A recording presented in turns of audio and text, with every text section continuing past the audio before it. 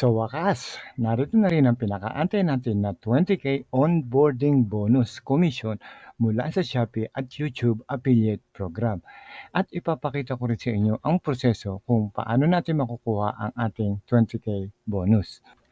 Ang maganda dito, pag nag-apply ka, tutulungan ka pa rin nila kung paano mag-tag ng mga products at kung paano i-set up ang iyong Shopee Affiliate account. So kung di nyo pa napapanood ang unang video natin kung paano mag-join sa promo na ito, I suggest na panoorin nyo muna yung una nating video and then at saka nyo balikan itong video na ito. Ang kailangan lang natin ay i-acknowledge ang kanilang email. Okay, so magsimula dito sa email. Yan, kung makikita nyo, nasa bandang gitna yung kulay blue ay click here. So yan ang gagawin natin, kiklik natin yung kulay blue na yan. Okay? So, dito makikita nyo na ang inyong billing details. Commission completed, nandiyan yung date, saka validation time, at ang inyong validation ID.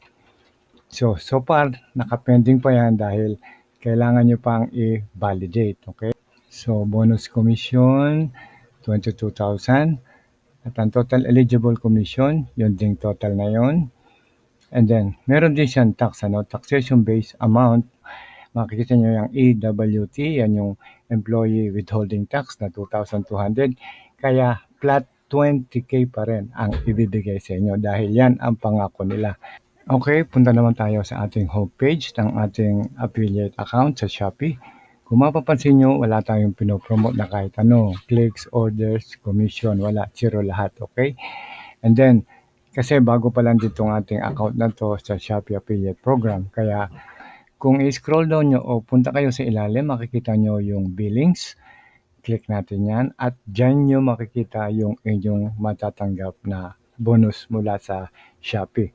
Remember, nandito tayo sa Affiliate Program dashboard at nandyan lahat ang kumpletong details. Okay? Nandyan yung total payment amount at yung receipt status. Yan po ang pinaka-importante, no? Dapat acknowledge. Yan po yung pinapa-acknowledge sa atin ni Shopee na matatanggap na natin yung ating payment.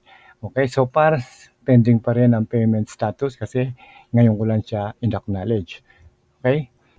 At sa dulo, makikita naman yung view details. So makikita nyo ang full details ng inyong bonus na 20K.